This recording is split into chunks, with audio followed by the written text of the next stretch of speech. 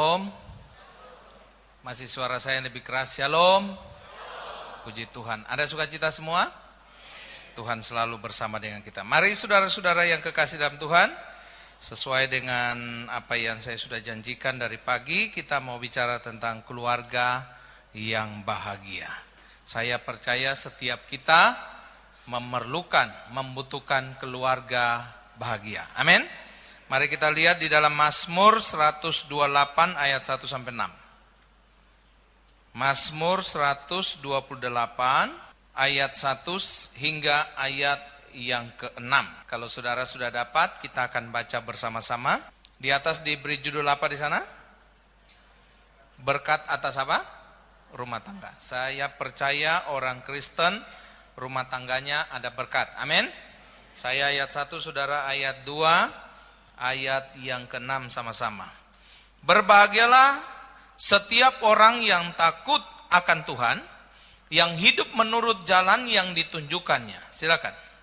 Istrimu akan menjadi seperti pohon anggur yang subur di dalam rumahmu, anak-anakmu seperti tunas pohon zaitun sekeliling mejamu. Ayat 5, kiranya Tuhan memberkati engkau dari Sion, supaya engkau melihat kebahagiaan Yerusalem seumur hidupmu. 2-3, dan melihat anak-anak dari anak-anakmu, damai sejahtera atas Israel. Damai sejahtera atas Israel. Artinya apa?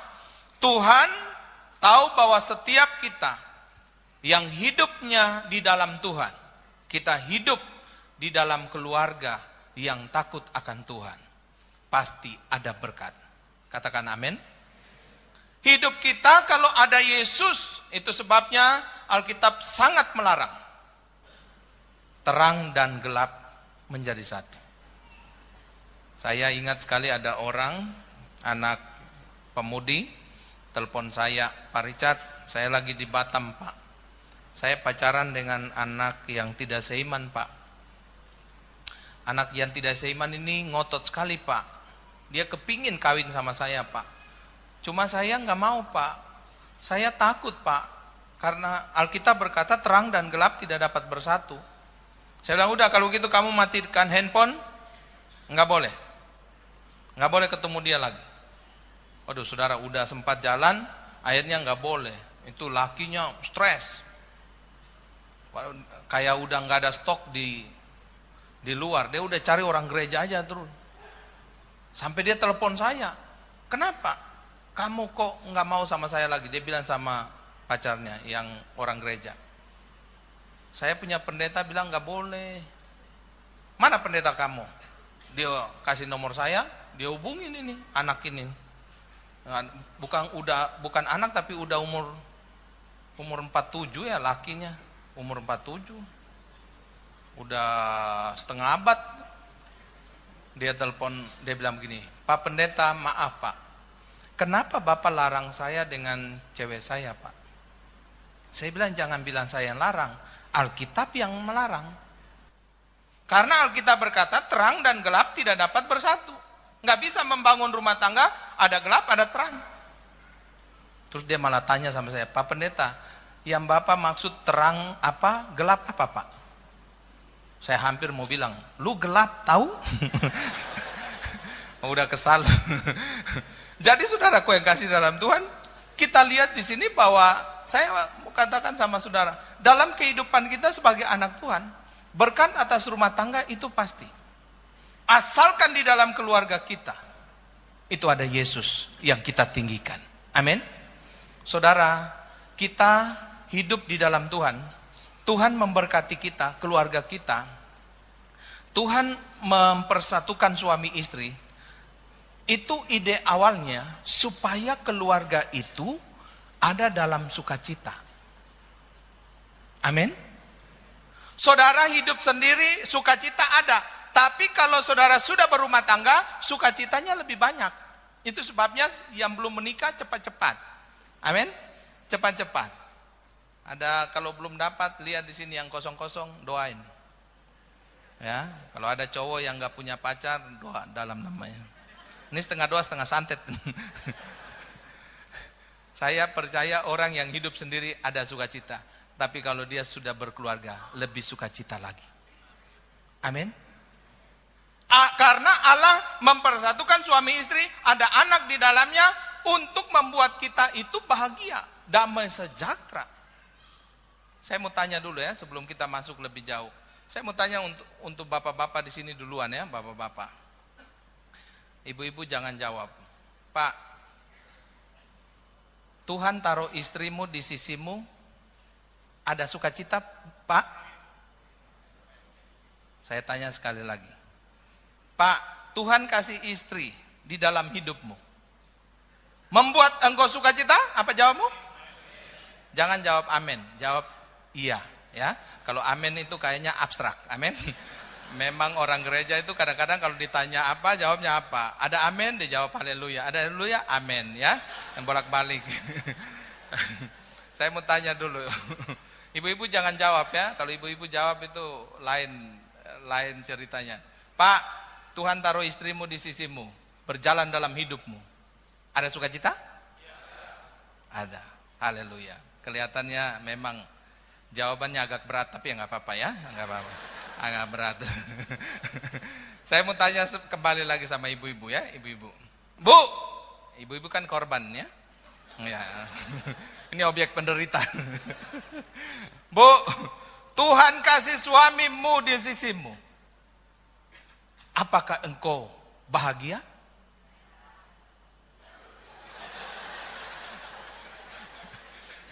Cuma 6 orang. Saya mau tanya sekali lagi. Bu, Tuhan kasih suami di sisimu, ada kebahagiaan?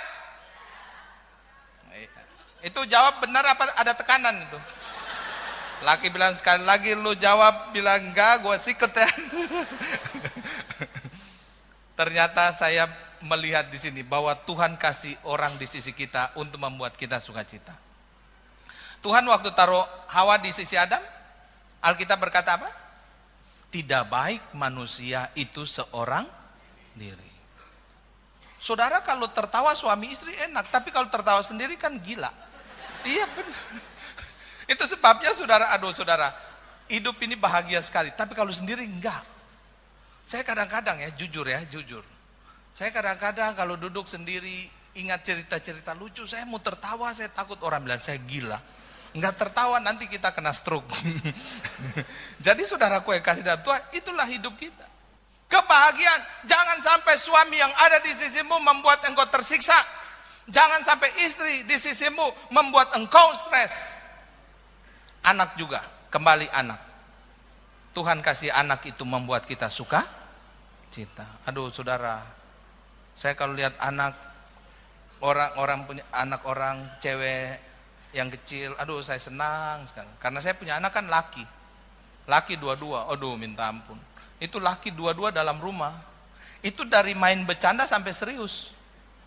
Sampai dari kita migran sampai dia turun ke dada. Malam-malam orang udah tidur bisa berantem berdua. Aduh minta ampun. Memang saya lihat itu anak saya 2, aduh laki 2. Tapi saya nggak stres. Namanya juga anak-anak. Saya senang kalau lihat anak-anak. Kalau saya di gereja khotbah anak-anak jalan-jalan di sini nggak apa-apa. Namanya juga anak-anak. Ada orang yang kadang-kadang terganggu, anak jalan, anak siapa nih? Anak setan. Ibunya bilang kamu yang setan. Jadi saya nggak terganggu kalau saya khotbah begini, anak jalan-jalan sini nggak apa-apa, namanya juga anak-anak. Saya terganggu kalau bapaknya yang jalan-jalan. Jadi saudaraku yang kasih dalam, memang anak dari dulu kan nyusahin orang. Itu sebabnya coba saudara bawa anak dari rumah, suruh duduk di kursi. Dia hanya betah 5 menit. Saya punya anak yang kedua, saya bilang, papi mau khotbah, duduk diam ya, kita berdua aja nih. Iya, dia duduk diam 5 menit. Tapi setelah itu dia mondar mandir. Saya sampai khotbah lihat dia. Coba saya padahal sudah pesan, sayang, nanti kalau papi khotbah jangan ke mimbar ya. Benar, dia nggak ke mimbar, tapi dia di depan saya. Saya bilang, setelah khotbah saya bilang, tadi kan papi udah bilang jangan ke mimbar. Kan dia bilang begini, kan tidak ke mimbar, kan depan papi. Iya benar, benar juga. Itu sebabnya saudaraku yang kasih dalam Tuhan, saya melihat dalam kehidupan kita, Tuhan kasih kita hidup dalam keluarga, itu indah sekali. Itu sebabnya di dalam ayat yang pertama, saya mencatat di situ bahwa dikatakan, berbahagialah setiap orang yang takut akan Tuhan, yang hidup menurut apa? Jalan yang ditunjukkannya. Orang-orang yang hidup menurut jalan yang ditunjukkan Allah. Catat baik, keluarga yang hidup menurut jalan Tuhan, maka ada sukacita di dalam keluarga itu. Amin. Karena kita dengan Allah membuat kita bahagia, kita dengan Allah membuat kita ada dalam sukacita. Walaupun ada masalah, kita hidup sukacita senantiasa. Itu sebabnya saya bilang, Tuhan kasih kita keluarga ini untuk menambah sukacita. Bu, jangan tertekan dengan suamimu. Pak, jangan tertekan dengan istri. Jangan tertekan dengan anak-anak. Jangan tertekan dengan orang tua. Ada sukacita. Hidup ini yang kita mau cari apa? Saya pernah bilang bahwa di dalam penelitian, satu orang manusia, entah itu suami, istri, atau anak, menghabiskan waktu dalam dunia ini. Di dalam rumah itu diteliti, 80% manusia itu ada dalam rumah. Sesibuk-sibuknya saya, sesibuk-sibuknya saudara, dalam hidup kita di dalam dunia ini, kita masuk di dalam rumah itu ada 80%. Kalau 80% kita ada dalam rumah, dalam hidup kita, kalau kita tidak pernah ada sukacita, saya percaya keluarga kita adalah keluarga yang menderita. Saya memberkati orang, saya selalu bilang hidup senang-senang aja. Dalam keluarga, kadang orang dalam keluarga stres, istri stres betul, dengan kegiatan rumah anak-anak bikin dia stres, laki pulang juga bekerja, stres, istri stres, lihat laki juga stres, udah begitu nonton film setan berdua. Jadi sudah, kita lihat di dalam kehidupan kita sebagai anak Tuhan, senang-senang aja lah. Nggak usah hidup di dalam tekanan. Uang bisa menjadi masalah, tapi jangan sampai uang itu merubah suasana kita. Amin. Hidup kita masalah ada, tapi jangan sampai tidak ada sukacita. Karena dalam kehidupan kita sebagai anak Tuhan, Allah itu mau supaya kita sukacita senantiasa. Itu sebabnya saya bilang, Pak, Bu, harus banyak bercanda dalam keluarga. Suami istri kadang-kadang kan begitu. Kalau pacaran bercanda melulu. Orang kalau pacaran bercanda, main kitik-kitik ya, kitik-kitik, kilik-kitik. Tapi coba kalau udah menikah, istri kitik-kitik, laki bilang sekali lagi, gue potong tanganmu ya. Nah, coba lihat. Bintang. Orang kadang-kadang, waduh, itu sebabnya saudaraku yang kasih dalam Tuhan. Saudara harus tahu bahwa dalam kehidupan kita ini, aduh, keluarga itu enak sekali, indah sekali. Saya selalu bilang, saya kalau ketemu dengan Pak Gilbert ya, Pak Gilbert kalau ketemu dengan saya, kan saya wakil di GL Ministry ya, kita berdua ketemu terus. Jadi kalau ketemu terus, saya bilang begini, Pak Gilbert bagaimana? Apa sih yang kita mau cari dalam hidup ini? Kita mau cari apa, Pak? Setelah kita belum punya uang, kita stres, setelah punya uang juga stres. Dia bilang hidup ini, dalam hidup kita ini yang penting senang-senang aja. Makan, minum, dan pakai di dalam rumah, sukacita senantiasa. Amin. Sehingga kita menjadi keluarga yang akan terus diberkati Tuhan. Aduh saudara, saya ini kalau bicara tentang sukacita, sukacita sekali. Kalau bicara capek, capek. Tapi saya selalu, kalau capek karena melayani Tuhan, saya senang. Saya nggak pernah mengeluh, aduh capek betul. Enggak. Kita untuk Tuhan kok. Amin. Kita untuk Tuhan. Jadi apapun yang kita kerjakan, biarlah nama Yesus saja yang dipuji dan dipermuliakan. Lalu yang berikut, coba saudara lihat ayat ini. Ayat yang kedua, orang yang berjalan dalam jalan Tuhan, keluarga itu akan ada sukacita. Yang kedua, keluarga yang berjalan dalam jalan Tuhan, dikatakan apa? Apabila engkau memakan hasil jeripayah tanganmu, berbahagialah engkau dan apa? Baiklah keadaan. Artinya apa?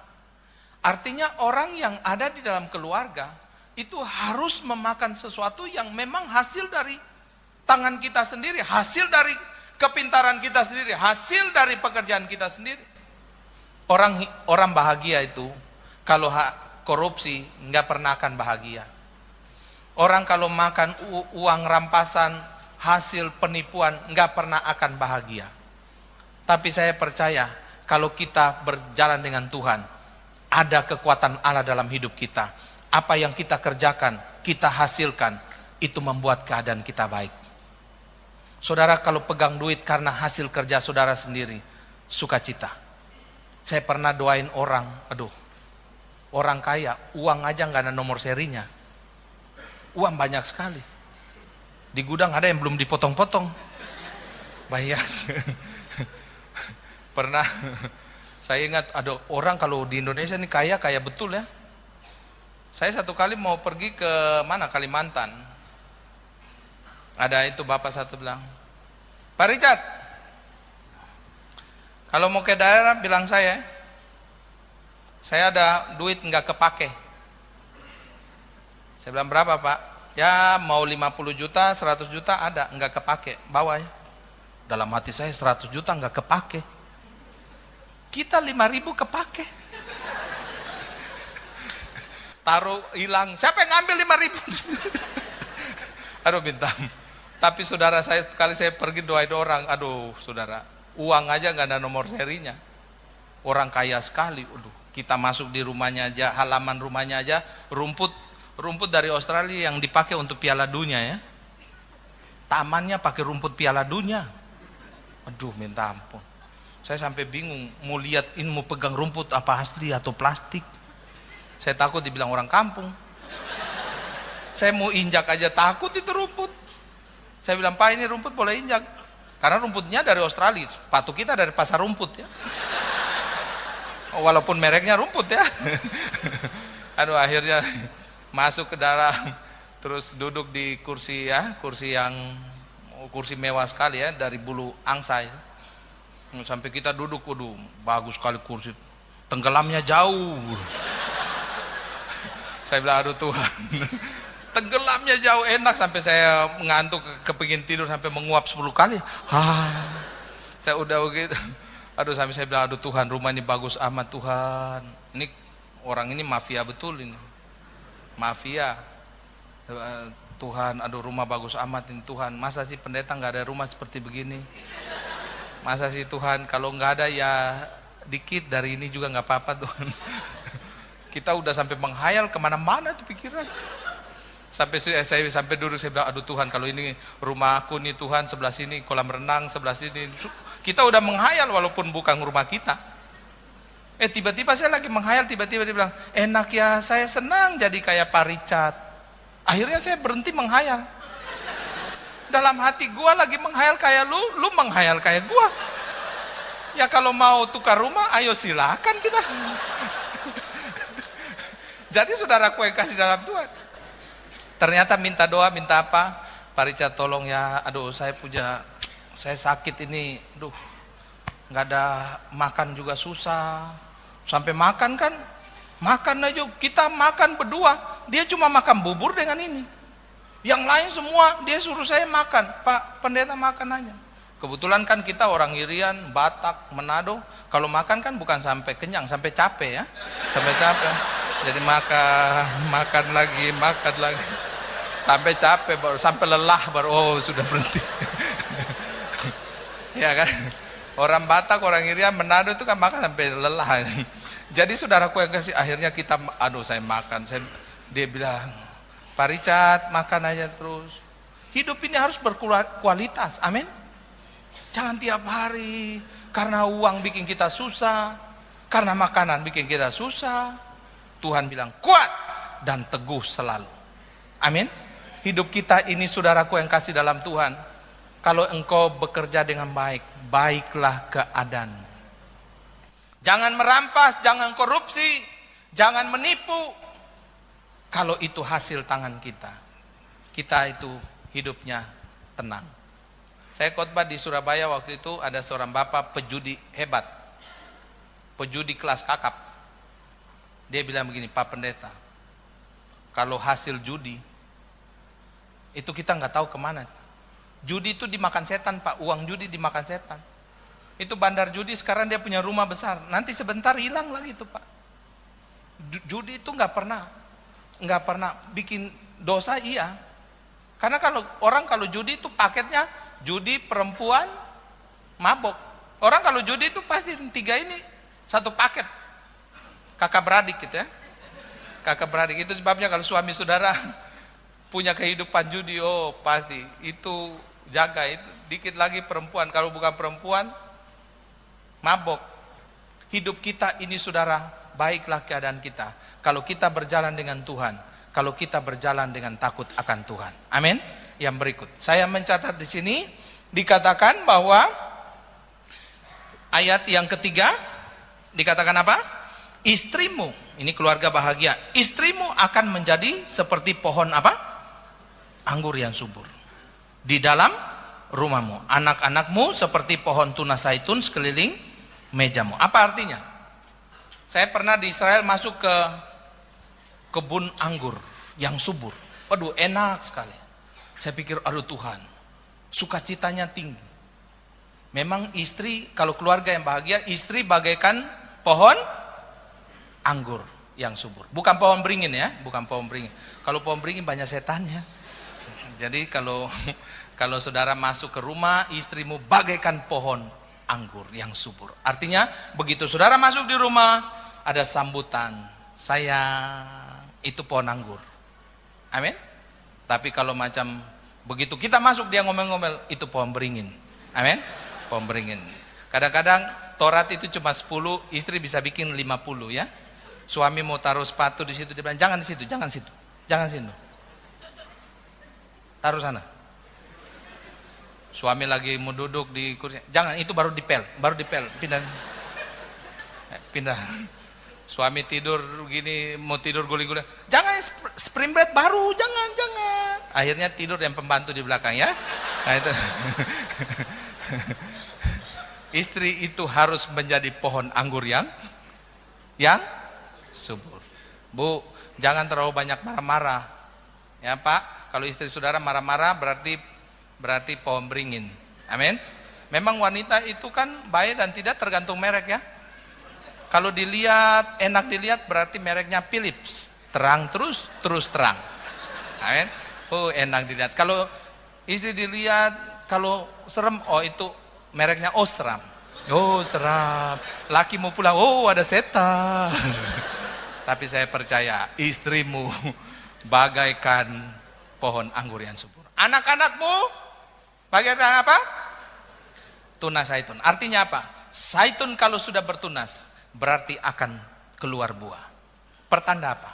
Anak-anak kita akan pintar-pintar.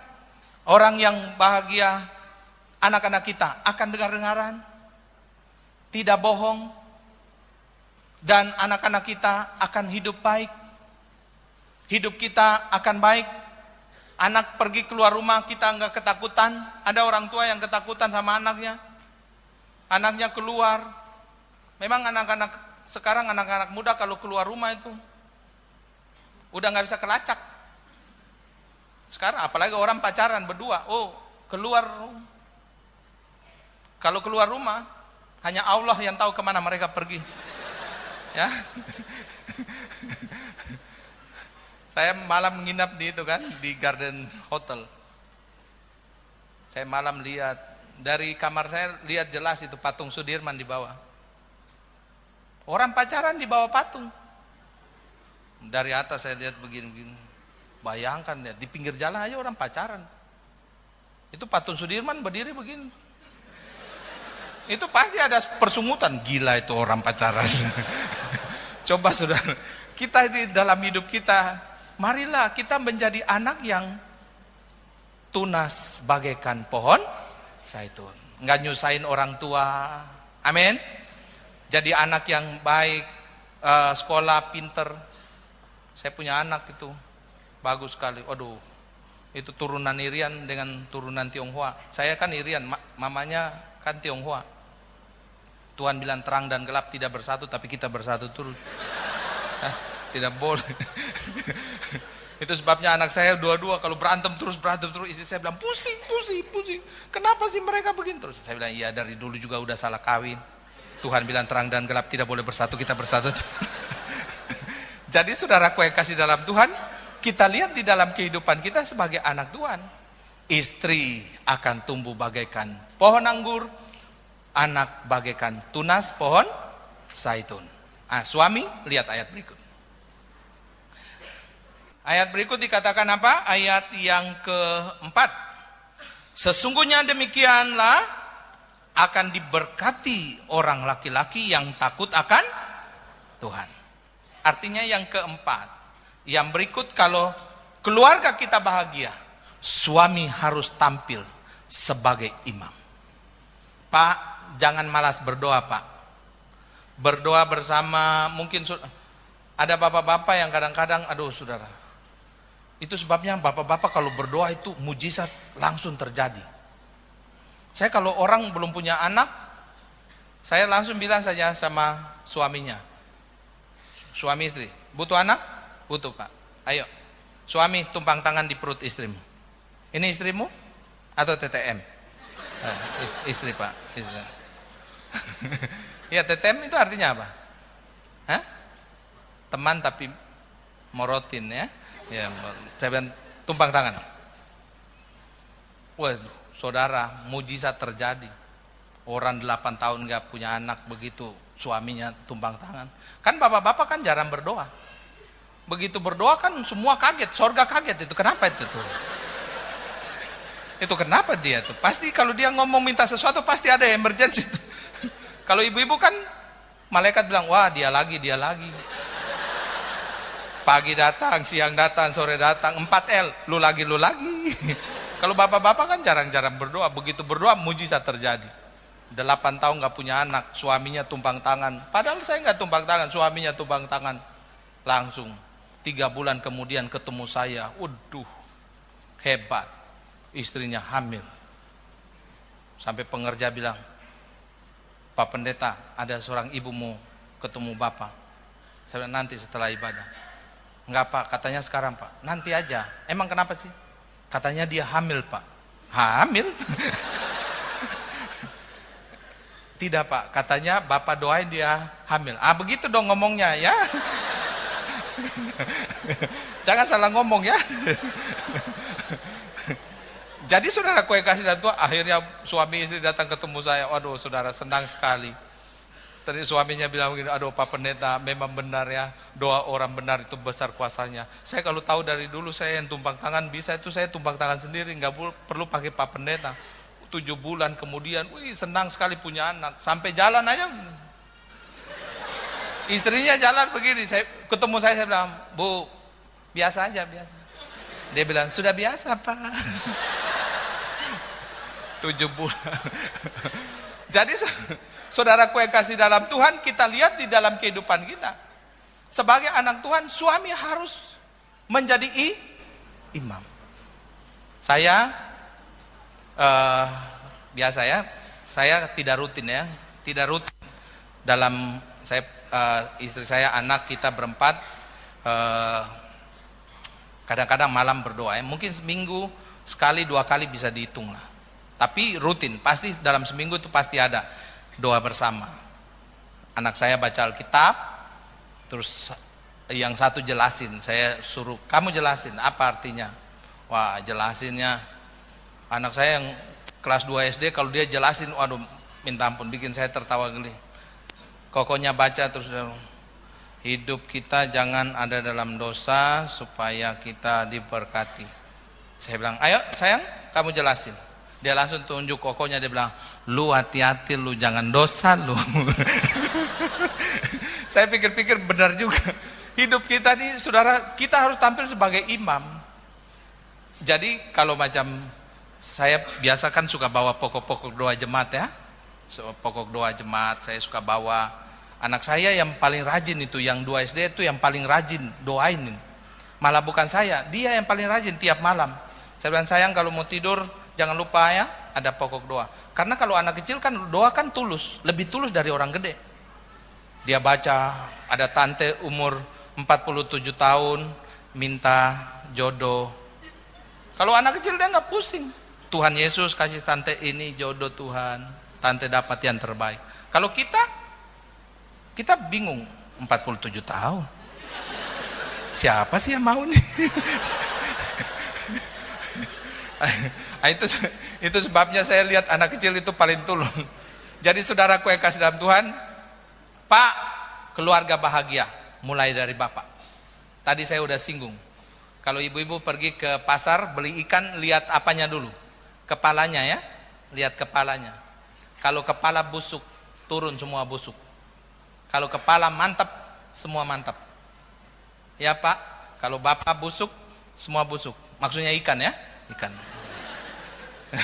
Jadi saudaraku yang kasih dalam Tuhan, hidup kita ini harus menjadi imam. Jangan sampai kita, kadang-kadang ada bapak yang harus memberi contoh malah enggak. Ada bapak-bapak, nasihatin anak tapi dia jalanin. Itu sebabnya saya melihat di sini, anak itu apa yang kita ngomong, nasihat kita 40% dari kata-kata, tapi 60% itu dari perbuatan kita. Ada bapak-bapak yang bilang, jangan merokok ya, besar nggak boleh merokok. Tapi bapaknya tarik, kecuali bapak, ya. Bagaimana kita mau jadi imam? Kayak saya tadi siang bilang itu, orang sekarang di Indonesia tingkat stresnya tinggi ya. Jadi ngerokok itu udah meningkat. Dari kalangan muda-mudi aja, Kaseto bilang ada sekitar 20% penambahan di dalam setahun ya. Yang hebat lagi, wanita lagi. Banyak wanita yang dulu kena asap aja bilang, Pak jauh-jauh. Sekarang dia sendiri lokomotif. Coba lihat. Padahal itu kan rokok kan untuk pria. Iklan semua kan pria punya selera. Enggak ada kan emak punya selera ya. Jadi saudaraku yang kasih dalam Tuhan.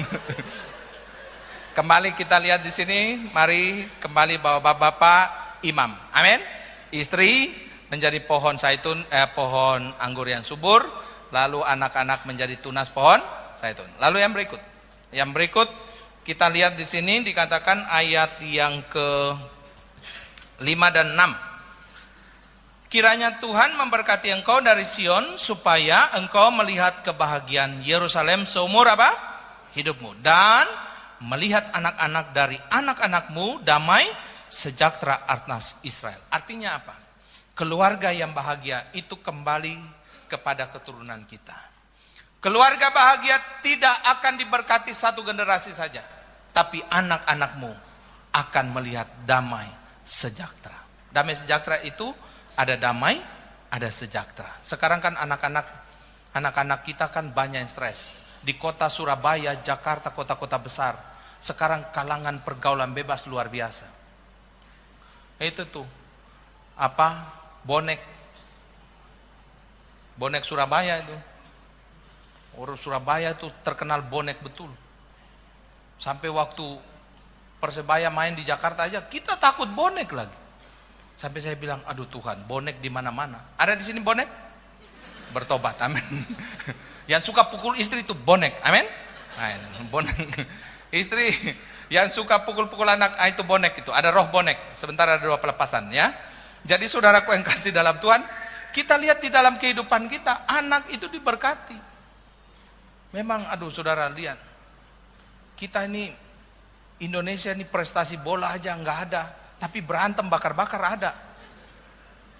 Liga yang paling hebat di dunia kan cuma Indonesia. Dunia lagi merayakan sepak bola dunia di Jerman, dia liga jalan terus, semua berhenti, dia sendiri yang jalan.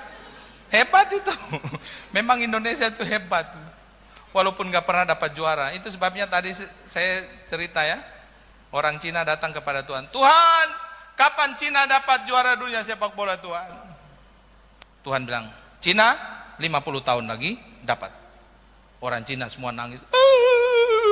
Kalau begitu kita sudah tua Tuhan. Orang Cina pergi. Orang India datang. Tuhan, India kapan juara dunia? Tuhan bilang, India 100 tahun dapat. Orang India nangis semua. Aduh, kalau begitu kita sudah mati. Ketua PSSI dan seluruh orang Indonesia datang kepada Tuhan. Tuhan, kapan Indonesia dapat juara dunia sepak bola? Malah Tuhan yang nangis. Aduh, aku tidak tahu. Coba saudara lihat. Tuhan aja nggak tahu kapan kita juara dunia sepak bola. Tapi ya nggak apa-apa lah, amin. Nggak apa-apa. Yang penting kan kita masih main bola, amin. Masih bisa nonton bola. Jadi saudaraku yang kasih dalam Tuhan, itu kalau bonek apa semua itu kan bagian dari stres. Nggak tahu kapan juaranya, Tuhan aja nggak tahu. Nah itu sebabnya saudaraku yang kasih dalam Tuhan kan, yang penting kan kita masih bisa nonton bola. Tadi malam saya di hotel, Chelsea menang, MU menang, masih bisa nonton. Saya dulu kan pemain bola, saya dulu di Irian kan pemain bola. Kita main di kesebelasan Cendrawasih. Saya main di sana. Saya datang ke Jakarta itu gara-gara dibohongin sama pendeta aja. Bener. Saya kan dulu main bola, pendeta lagi survei lapangan itu untuk KKR malam. Dia lihat saya main bola bagus, dia bilang, wah Richard, kamu main bola bagus, mendingan kamu sekolah Alkitab. Saya kaget, apa hubungan Pak? Alkitab dengan tendang bola apa hubungan Pak? Dia bilang begini, kamu jadi pemain bola yang rohani. Ini kalimatnya, jadi pemain bola yang rohani. Kamu sekolah Alkitab di Jakarta, ambil jurusan sepak bola. Saya ingat kalimatnya sampai sekarang. Saya datang ke Petamburan di Jakarta, nggak ada jurusan sepak bola. Padahal saya udah bawa sepatu bola, bawa semua alat-alat bola. Saya mau pulang, udah ambil surat keluar. Saya mau pulang ke Irian, udah berpisah, pakai nangis-nangis lagi. Aduh. Saya mau balik, udah orang bilang, loh, kamu udah balik, air mata kita masih mengalir, kamu udah balik. Akhirnya adu nasib aja jadi pendeta lah. Akhirnya hidup saya begitu. Itu sebabnya kalau ada Piala Dunia saya senang itu menonton. Istri saya nggak ngerti sama sekali bola, nggak pernah nonton bola. Satu kali Inggris 2002 Inggris dan Argentina main, saya lagi mau pelayanan bola lagi, mau pelayanan bola. Nonton bola terlambat. Mau pergi pelayanan Inggris dengan Argentina lagi tegang. Berapa lama saya 5 sampai 10 menit mandi, saya bilang, tolong lihat tolong lihat. Mandi. Udah enggak gol-gol dari tadi, saya bilang. Mandi. Begitu saya mandi 5 menit saya keluar berapa? Dia bilang 5-0. Ya? 5-0? Masa tadi 1 aja susah, sekarang 5-0. Benar, memang Inggris masukin 1, cuma replaynya 4 kali dia hitung semua. Saya bilang, aduh Tuhan. Dalam hati saya orang bego aja tahu itu. Jadi saudaraku yang kasih dalam Tuhan, kita lihat di dalam kehidupan kita kembali bahwa kehidupan kita akan terus ada damai dan ada sejahtera. Kehidupan kita akan melihat anak-anak yang berhasil adalah anak-anak yang menggambarkan keluarga yang berbahagia. Itu sebabnya saya mencatat di sini, dikatakan di sini bahwa membangun keluarga yang bahagia. Ingat bahwa kalau kita membangun keluarga bahagia, itu bukan mujizat, tapi itu hasil kerja keras. Bu, kalau hari ini suami saudara menyebalkan, kerja keras untuk mengubahnya. Amin. Jangan tukar tambah. Amin. Bu, Pak, kalau engkau lihat istrimu menyebalkan, memang istri itu kadang-kadang menyebalkan. Kadang baik, kadang enggak. Kadang jadi pohon anggur, kadang pohon beringin. Ya, berubah-ubah, tergantung dari setoran. Amin. Setoran. Oh, istri mah kalau setoran lancar. Pak, kopi kapal api? Aku bikin kopi kapal api.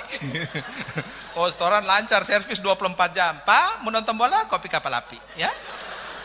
Kalau setoran nggak lancar, kita minta kopi kapal api, dia kasih kapal perang. Nah, itu. Jadi istri muka baik atau tidak itu tergantung setoran, Pak. Amin. Mau bikin istri tersenyum, Pak? Biarlah rumah atas namanya, mobil atas namanya, deposito atas namanya. Pasti tersenyum itu. Yang berikut, saya melihat di sini bahwa saudaraku yang kasih dalam Tuhan, membangun keluarga bahagia Mulai dari pacaran. Catat baik anak-anak yang pacaran hari ini. Lihatlah karakter calon suamimu dari sekarang. Lihatlah karakter calon istrimu dari sekarang. Saya baca sebuah buku dikatakan begini.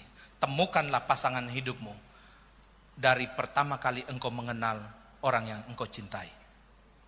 Karena kita tahu bahwa orang ini akan membawa kita untuk hidup.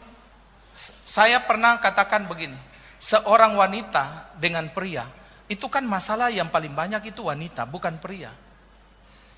Tapi saudaraku yang kasih dalam Tuhan, wanita walaupun banyak masalah, dia bisa menyelesaikannya.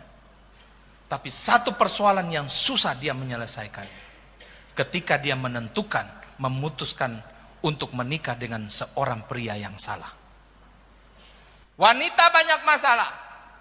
Tapi masalah terbesar dari seorang wanita ketika dia memilih pria yang salah. Itu sebabnya dari sekarang udah mulai doa-doa. Apa ini benar enggak? Tuhan, ini rohnya benar atau tidak? Gampang sekali kalau mau tahu orang yang benar atau tidak. Ada seorang wanita datang, Pak Richard, bagaimana saya mau tahu kalau cowok saya itu jodoh saya atau bukan? Lihat aja, kalau jodoh kamu berarti dia membawa kamu dekat Tuhan.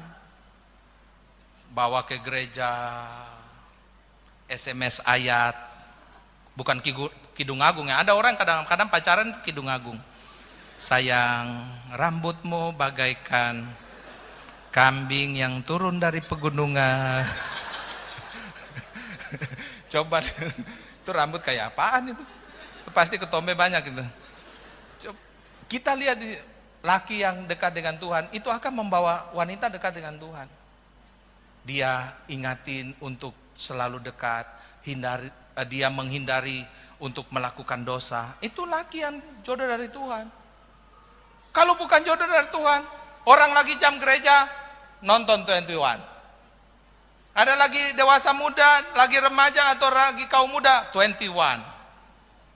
Nonton Anaconda, ular.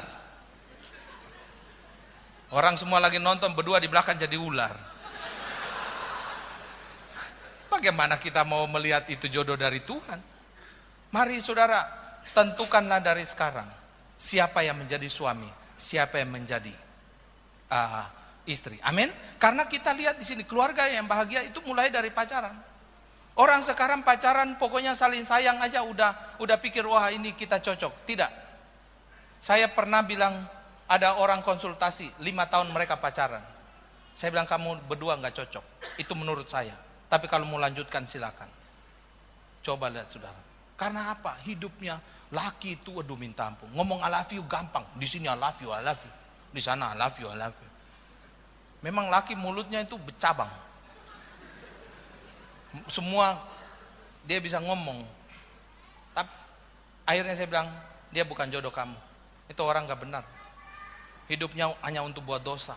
Daripada kamu jatuh lebih jauh, hari ini ambil tindakan. Mungkin engkau sakit sekarang, tapi engkau tidak sakit seumur hidup. Itu sebabnya keluarga bahagia mulai dari pacaran.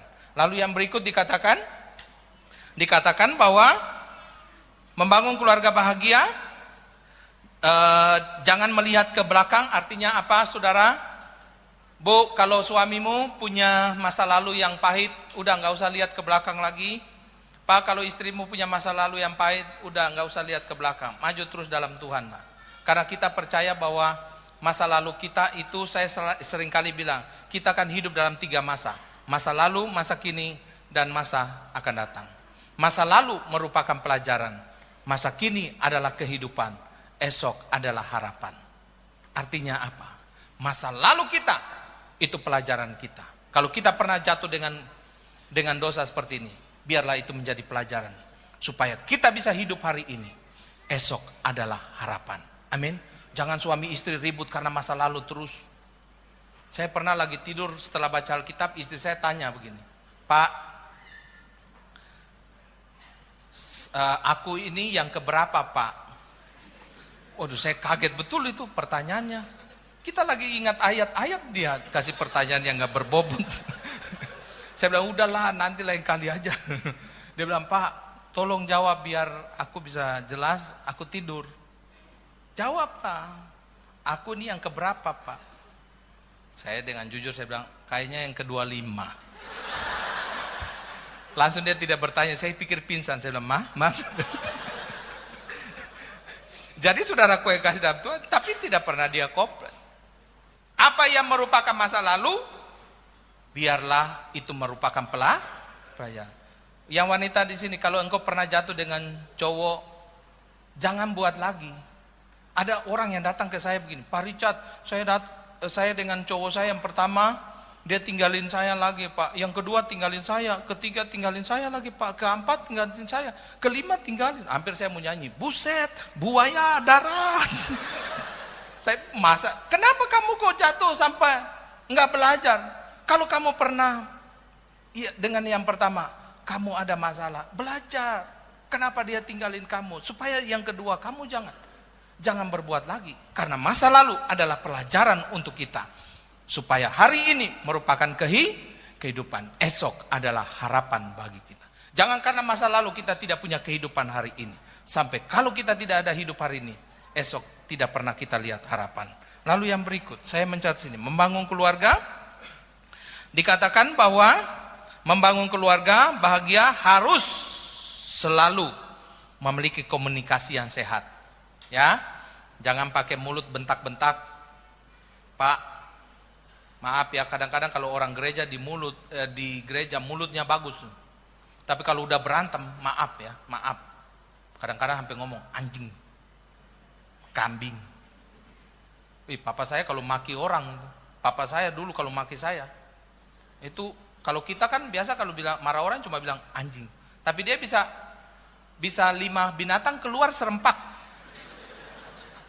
Sampai harus saya mengucapin aja udah nggak bisa. Papa saya tuh 5 binatang bisa prek langsung. Kita cuma 1, 2, 3.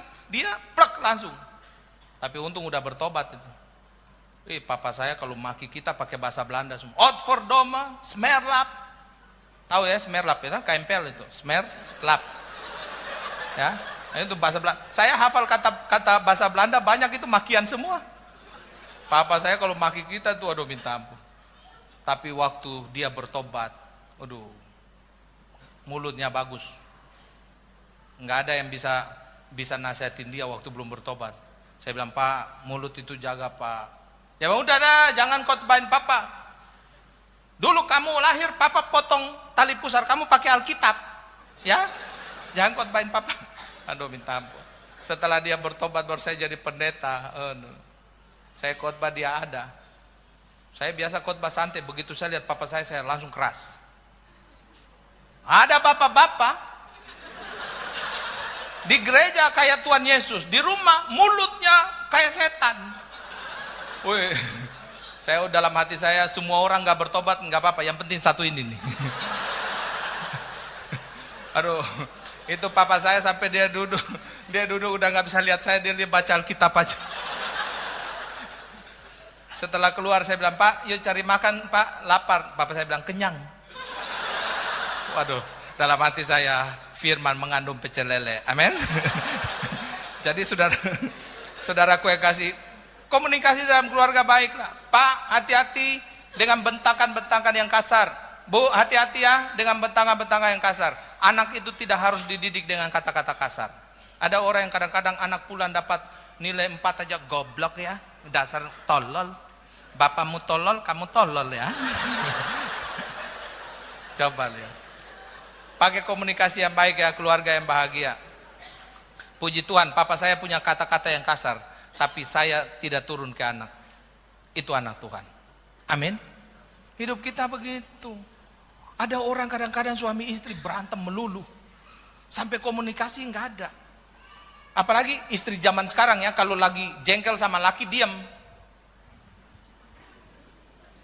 Laki lewat lihat pakai ekor mata. Sampai lakinya bilang, sampean aku tusuk matamu. Mata. Coba lihat wanita sekarang itu begitu, diam. Laki juga diam. Ada laki yang bilang, "Wah, siapa sih lo?" Diam, dua-dua diam, tidur diam, satu ke timur, satu ke barat. Tengah anak-anak naikkan pujian sejauh timur dari barat, ya. Coba lihat, diam. Ada orang yang saya ingat suami istri nggak mau ngomong, pakai ada suami yang kalau jengkel sama istrinya ya, pakai anak ya, tuh bilang sama mama lu, itu nonton TV apa budak itu, kupingnya budak, terlalu keras, kecilin TV-nya, TV yang dikecilin, bukan volume ya, mama lu budak apa? Itu tuh ada bapak-bapak kadang-kadang komunikasi dengan istrinya pakai anak, tapi yang lebih gila pakai tulisan. Suami mau bangun jam 7 karena mau pergi ke kantor. Dia tulis karena saking jengkel sama istrinya, dia tulis di kaca. Bangunkan aku jam 7 pagi. Aku mau berangkat. Dia tempel di cermin. Wih, besok pagi bangun jam 9. Dia marah-marah istrinya, kamu nggak ada fungsinya, dipelihara dalam rumah nggak ada fungsinya. Saya bilang bangunkan jam 7 malah nggak kasih bangun, sekarang jam 9. Istrinya bilang, kamu ngomong sama siapa? Saya tulis itu. Istrinya bilang, silakan lihat tulisan. Ternyata di bawah ada tulisan lagi istrinya, sudah jam 7, bangun. Nah itu tuh, itu keluarga yang paling gila di dunia. Yang berikut, kita lihat di sini dikatakan juga bahwa keluarga-keluarga Kristen itu menjadi membangun keluarga yang bahagia. Kita harus membangun rasa humor ya. Harus ada canda di dalam keluarga, jangan sampai nggak ada. Karena di dalam kehidupan kita sebagai anak-anak Tuhan itu harus banyak refreshing ya dengan canda yang ada. Karena keluarga sekarang, aduh saudara, kita percaya bahwa keluarga orang dunia kan tidak sama dengan kita. Kita punya keluarga yang terbaik, yang di dalamnya ada Yesus. Amin. Kalau dalamnya ada Yesus, ada kasih. Dan kalau di dalamnya ada Yesus, selalu suami istri pasti ceria. Dan keluarga yang senantiasa ada dalam keceriaan. Keluarga yang akan memberikan contoh kepada anak-anaknya. Dan akan membangun keluarga bahagia. Amin. Saya simpulkan firman Tuhan. Berbahagia atau tidak berbahagia dalam keluarga, itu tergantung pada kita. Mau atau tidak meraih kebahagiaan keluarga. Kebahagiaan keluarga tidak gampang dikerjakan. Tetapi orang yang berusaha dengan Tuhan melakukannya, maka keluarga itu akan diberkati Tuhan. Berikan kemuliaan bagi nama.